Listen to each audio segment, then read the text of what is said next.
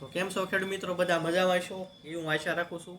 તો તમે થંબેલ જોયું, થંબેલમાં આપણે જોયું કે ડુંગળીના ભાવ વધશે કે એની વચ્ચે એની વિશે આગળ વાત કરવાની છે વિડીયોમાં.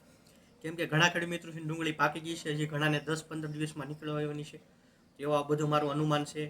તો આગળ જતાં શું કરવું, ડુંગળીનો ભાવ વધશે કે ઘટશે, આ મહિનામાં કેવા રહેશે ખીર, પછી મતલબ આ જાન્યુઆરી મહિનો હાલે છે, તો જાન્યુઆરી મહિના સુધી થોડીક આપણે અપડેટ મેળવી છે, તો આગળ વિડીયોમાં વાત કરીશું.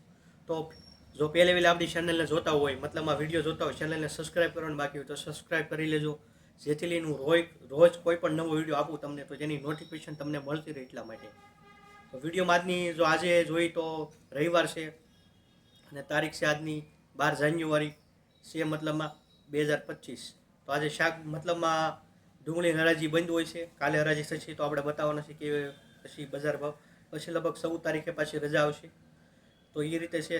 તો આગળ આપણે જે મેઇન ટોપિક છે, ડુંગળીના ભાવ વધશે કે ઘટશે, આવનારા સમયમાં કેમ રહેશે.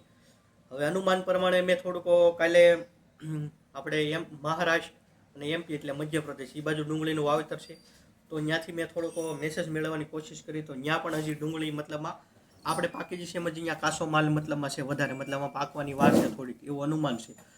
તો આવું બધું અનુમાન જોતાં એવું લાગે છે હજી મતલબ અત્યારે ભાવ છે, મતલબમાં ગણીએ તો કાલના આપણે 200 રૂપિયાથી લઈને 400 રૂપિયાના ભાવ છે અંદાજે. તો એ પ્રમાણે આપણે જોઈએ તો છેલ્લા 3-4 દિવસમાં બહુ ઘટાડો થયો છે, મતલબમાં ગયા સોમવારે આપણે વાત કરી તો સોમવારની હરાજીમાં આપણે 550-600 રૂપિયા ભાવ હતા સારી ડુંગળીના, એમ 2 થી 3 દિવસ સારા ભાવ રહ્યા છે. પછી બુધવાર પછી ધીરે ધીરે ઘટતા શનિવાર સુધીમાં આપણે ગણીએ તો મતલબમાં 200 થી લઈને 400 રૂપિયા જેવા ડુંગળીના ભાવ છે અત્યારે એવરેજ. તો આ રીતે મતલબમાં 3-4 દિવસમાં ચાલે મતલબમાં બહુ ઘટાડો થયો છે મતલબમાં. તો હજી અનુમાન એવું છે જાન્યુઆરી મહિના સુધી હજી મતલબ અત્યારે ઘટ્યા છે, તો કદાચ આમનું રહેશે હજી થોડો ઘણો મતલબમાં મહિના એન્ડ ઉપર કદાચ 500ની આસપાસ જશે એવું સંભાવના દેખાય છે જો ડુંગળીની આવક ઘટશે.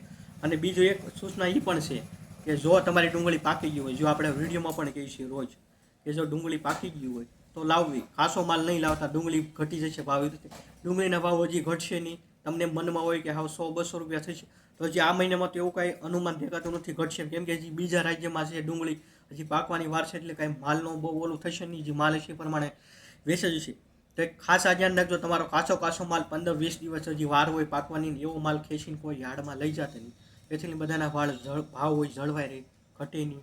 આવું મારે કહેવું પણ જરૂરી છે, કેમ કે આપણને કોઈ ખેડૂતોને કાંઈ વાંધો નથી. આ વિડીયો બનવાનો ઉદ્દેશ મુખ્ય એ છે કે હવે મેન ઉદ્દેશ એ છે કે હવે ધારો કે કોઈ ખેડૂત મિત્રો આજે આપણો વિડીયો જોવે તો એને એમ થાય કે મારે હજી 20 દિવસ 25 દિવસની વાર છે, તો મારે ડુંગળી જલ્દી પાકી જાય એની માટે શું કરવું, તો એનો પણ થોડોક ઉપાય બતાવીશ. એની માટે ખાતર દેવું પડે પોટાશવાળું, કોઈ પણ પોટાશવાળું ખાતર આપો. ઉપરથી ઘણા લોકો એમોનિયમ મતલબમાં મોરસ્યું ખાતર દેતા હોય છે, એની પણ થોડીક માહિતી આપી દઈ છે. તો આવી ઘણી માહિતી આપણે આપ્યા કરી છે. બીજું એક જે કોઈને બીજું કાંઈ વાપરવું હોય તો આપણે જે વિડીયોમાં 2 દિવસ બતાવી છે, આ છે DK પ્લસ, આની અંદર પોટાશ ખાતર આવે છે. આ વસ્તુ પણ તમે ડુંગળીના પાકમાં વાપરી શકો છો. આની વધુ માહિતી જોવે નીચે આપણા મોબાઈલ નંબર આવે છે, ગમે ત્યારે તમે ફોન કરી શકો છો. અને જે કાલે આપણે જે વિડીયોમાં ડુંગળીના દડા જે ખેડૂત સાથે બતાવ્યા છે, આ દડા છે એવડા છે, ક્વોલિટી સારું બને છે દવાથી, અને બધું સારામાં સારું રિઝલ્ટ આવે છે. એ છતાં બીજો કોઈ પણ પ્રશ્ન હોય તો નીચે આપણા મોબાઈલ નંબર આવે, ગમે ત્યારે ફોન કરી શકો છો.